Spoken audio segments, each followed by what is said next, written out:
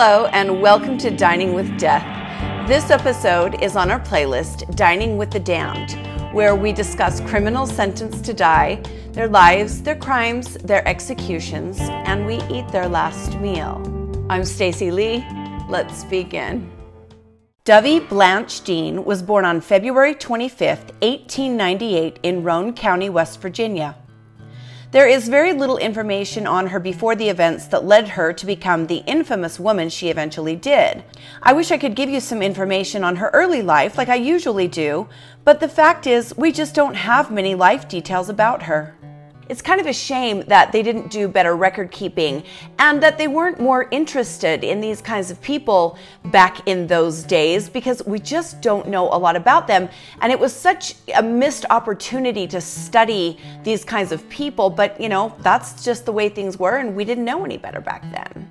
I think outside of the really sensational, well-known cases like Jack the Ripper, you know, maybe Lizzie Borden, the Louisiana Axe murderer, things like that, the average everyday murderer, oh God, that's so depressing that that's a thing. They just didn't study them. They didn't go into the psychology of it, and you know, they didn't really have that kind of science. So we're limited on these lesser known cases about how much we know before they did what they did. We know that Dovie married several times. Her last unfortunate husband was a 69-year-old man named Hawkins Dean, that's actually a really great name, who she married on April 13, 1952, just one day after she was divorced from her former husband who was in jail. The poor guy Hawkins only lasted 4 months with Dovie Dean. We know that some members of the press started calling her Aunt Abby, who is a character from the Cary Grant movie Arsenic and Old Lace, obviously due to their similarities in appearance, but also because of the arsenic. We do know that Dovie Dean had a son, and you'll find out why we know that in just a minute. And we know that she slowly and methodically poisoned her newest husband by placing arsenic in his milk over a period of time in August of 1952. Poor old Hawkins began to complain of severe stomach pains that worsened over a few days. Finally, he couldn't take any more, and he insisted that his wife, Dovie, drive him to the hospital. The doctors examined him and tried to treat him, but there was nothing they could do, and he died.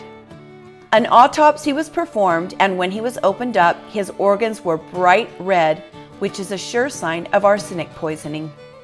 The police went straight to Dovie and began to question her. She immediately blamed her own son for the poisoning. It's tough for most of us to imagine killing anyone, poisoning someone that we love, but even the people that, you know, maybe you can imagine yourself doing that, can you imagine blaming your own child for it? Dovie was devoid of all human emotion. You know, she was like one of those people that in my mind, I think of them as reptiles. There's nothing behind the eyes there. There's no humanness. There's no connection there. She seemed to be lacking all of that. The police were shocked when Dovie accused her own son of poisoning his stepfather, and so they asked her if she wanted to rethink her statement and remove the implication of guilt from her own child. She responded by saying, "What, and take the blame myself? Well, since you did do it." Dovie eventually did change her story, but only after the sheriff said to her, quote, "Any woman who could accuse her own son of such a crime could easily have done it herself."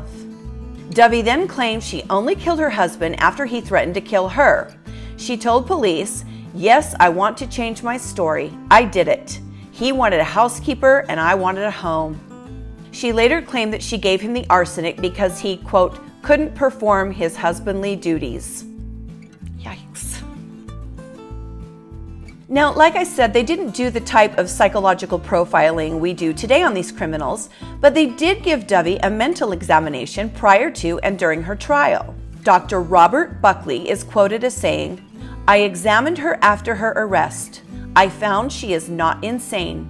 She was sad and melancholy and on the verge of tears several times, but the tears would not come." The doctor reported Dovie told him, quote, "I cannot cry. I have never cried in my life," and said that Dovie went on to say she had never felt a tear. The Lima State Prison psychiatrist noted in her charts, quote, "Mrs. Dean doesn't feel because she cannot feel."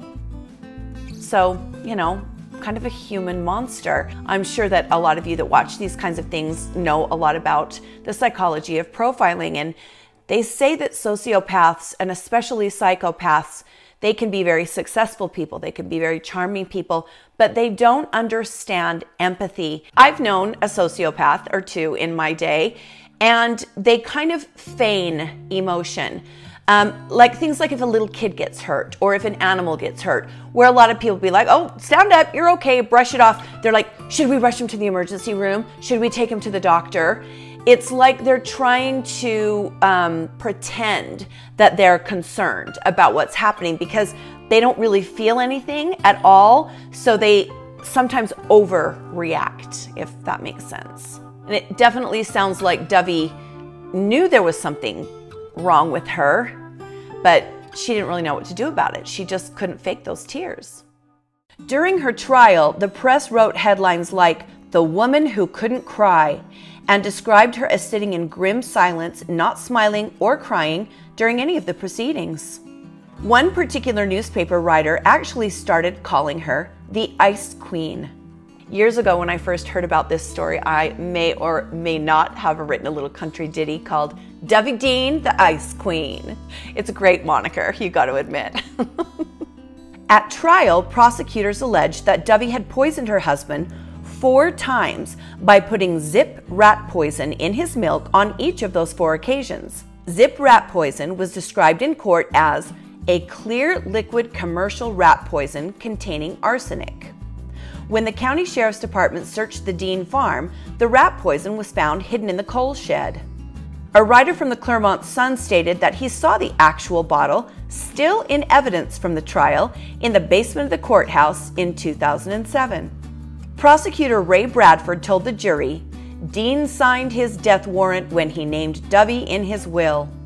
The farmer Hawkins had in fact added Dovie to his will, making her the sole beneficiary of his $27,000 estate. Now, that's about $270,000 in today's money. The sheriff testified that Dovie told him, I got him before he could get me. He threatened to take both his life and mine. The jury took just 40 minutes to convict her without a recommendation for mercy. When the sentence of death was announced, Dovie tensed up briefly and then leaned back in her chair. That was her only reaction. She was escorted from the courtroom, still displaying the icy, emotionless demeanor, which sharply contrasted from the cries of anguish from her family in the gallery. Dovie was moved to the Ohio State Penitentiary, where she quickly gained 30 pounds and was known to enjoy mealtime. She also kept a pet parakeet that she named Charlie. It's always interesting to me to find out that some people that are really awful and have no human emotion for people can really love their animals. Now, conversely, some murderers are terrible to animals.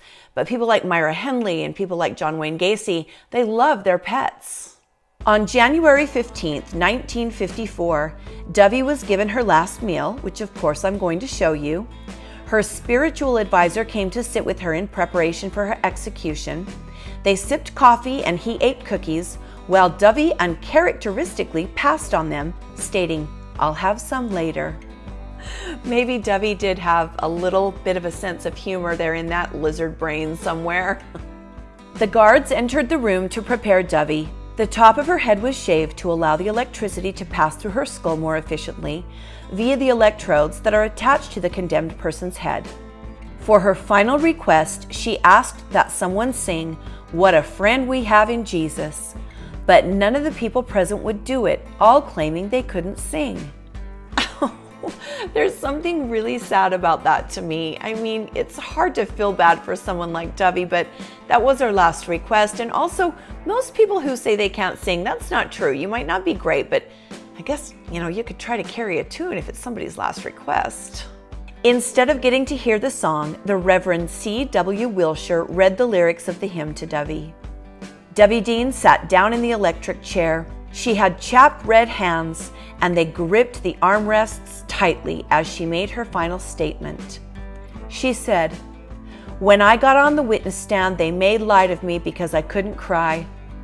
Years ago, I couldn't have faced all of those people, but I asked God to help me, I had grief inside like knives. Well, that might be up for debate, so I'll leave that between Dovie and her God. At exactly 8:00 p.m., the prison warden ordered that the switch be pulled. More than 1,900 volts of electricity coursed through the body of Dovie Dean, and she was pronounced dead at 8:07 p.m. So what did Dovie Dean, the Ice Queen, as I've decided to call her from now on, request for her last meal? I'm going to show you. I could barely fit all of this in the camera frame. For her last meal, Dovie Dean requested, I have to move some of this before we can even talk about it, a roast chicken, asparagus and potato, a green salad with French dressing, angel food cake, coconut pie, and black coffee. Dovie was going out, and she was going out on a full stomach. Okay, let's taste this.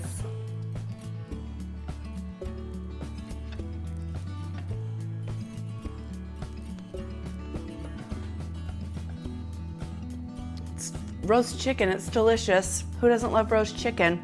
Well, I mean, I guess vegans and vegetarians, but I don't need them on my case again.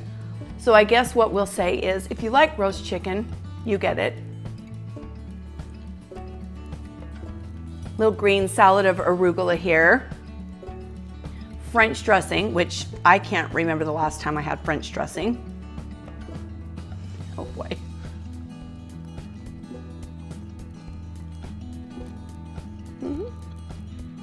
I love arugula. I'd eat anything on it. Baked potato and asparagus. I got Irish in me, what can I say? I love the potato. Anything potato.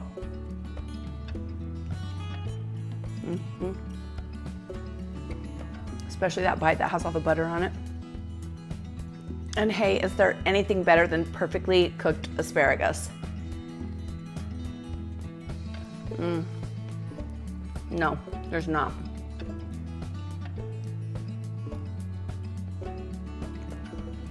Well, okay, I lied. Maybe coconut pie. We have a really good pie shop in my town, and I thought, you know, why get a piece when I can get a mini? It's not like I need to lose any weight or anything. Oh, yum.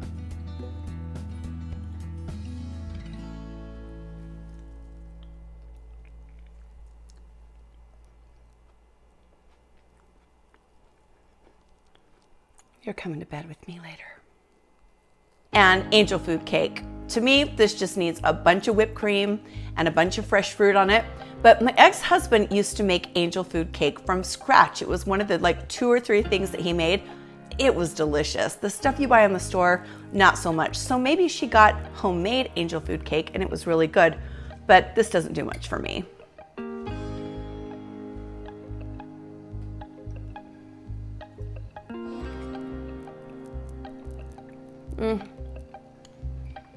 My mom, for a quick dessert, mashes up strawberries and does whipped cream, and that's really good. But we were at Sunday dinner a couple of weeks ago, and one of my sisters was like, does angel food cake really count as dessert? We like dessert in our family.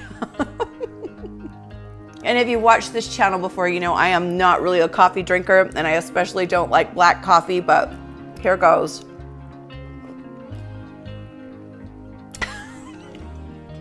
I don't get it. It's great with cream and sugar. To me, it's undrinkable black. I can see how you would acquire a taste for that. The more you drink it, the better it gets. But why acquire a taste for it when you just put a little cream in it?